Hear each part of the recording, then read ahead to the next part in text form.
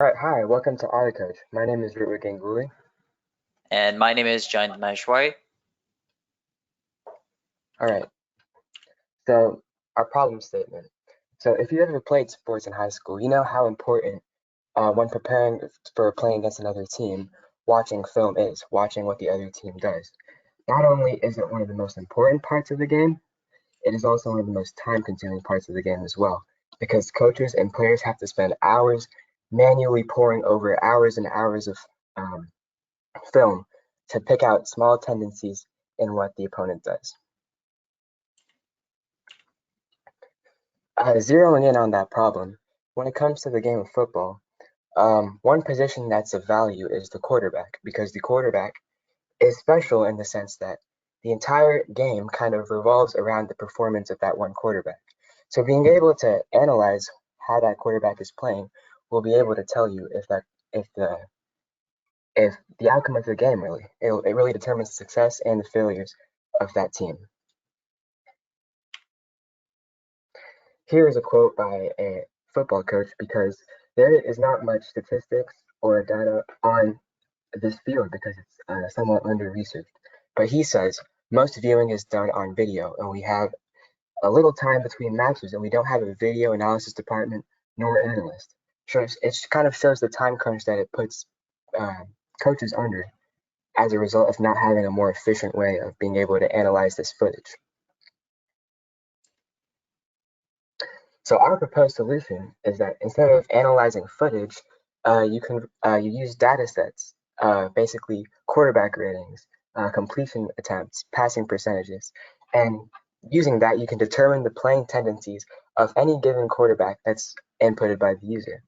And then you can use AI to predict the outcome of a game based on things like the passes attempted and the completion percentage.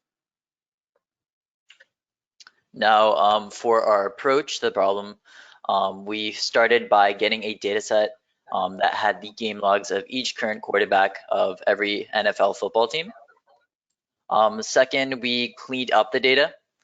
So this included like changing the names of columns and removing like data that was unnecessary.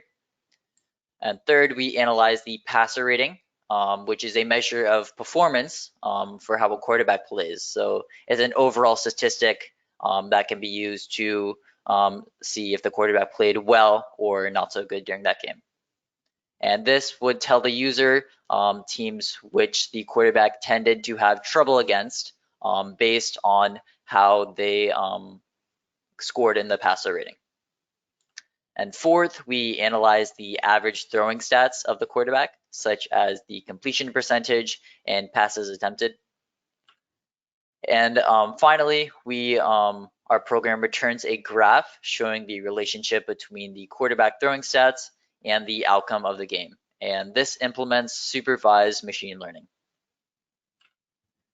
So how we got our data, we got it from Kaggle, from a data set called NFL Statistics Group. And we focused on the specific file called game logs quarterback CSV.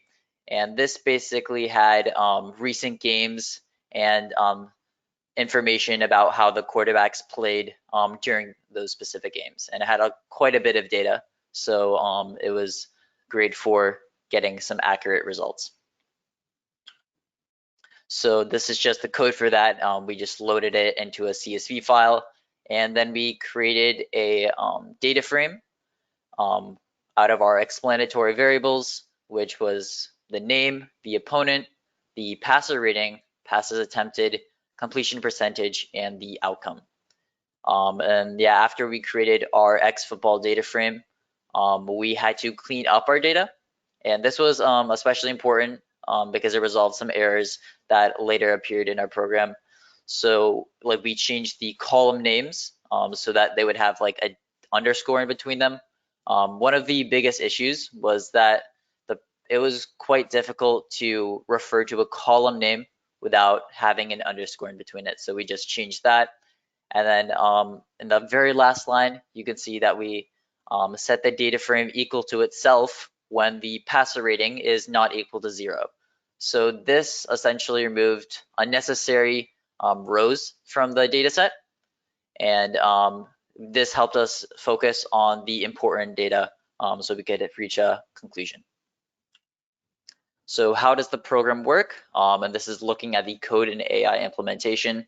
So I'm just going to quickly show our Jupyter Notebook file. So I'm going to run all the cells. And we actually had a user interface, as you can see right here. So just to make it a little bit easier for coaches or whatnot to actually interact with the file and not just some Jupyter Notebook file. So here it says type the name of a quarterback you want to analyze. So here, a quarterback that everybody knows, Tom Brady. So we type the last name and first, and once we hit the get results button, it returns a list of teams that the quarterback has a tough time against. So as you can see, these are all abbreviations of well-known teams such as the New York Giants, Houston Texans, and so on and so on.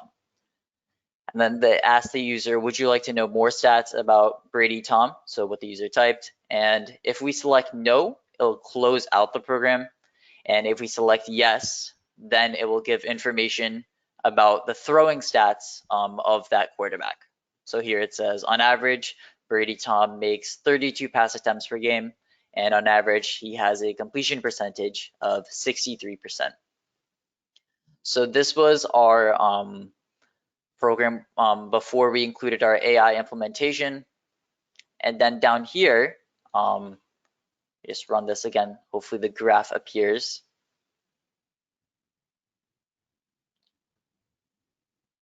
But basically we had sorry, that's not.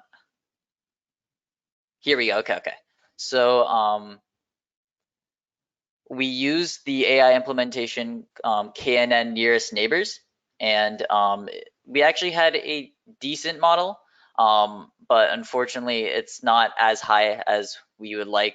There's a lot to be desired here. And as you can see, our graph, it's not very useful right now. We just didn't have the knowledge of how to fix these intervals down here, and also how to make some stylistic changes to the graph. So this was one of the biggest problems with our project. So for our conclusion, the program successfully returns throwing stats on a specified quarterback. It determines which teams the quarterback plays below average, so below an 80 passer rating against. And how it could be improved, we want to get more Python knowledge so we can better display the data from our AI implementation. And with a bigger data set, we could have even more accurate results. And finally, a QB's passer rating for a game could be compared to the average passer rating of his previous games. So this can be a more personalized way of seeing if the quarterback is performing at top performance or not. And that's it. Thank you. Thank you very much, AutoCoach team. I'm sure you've caught the attention of most of us.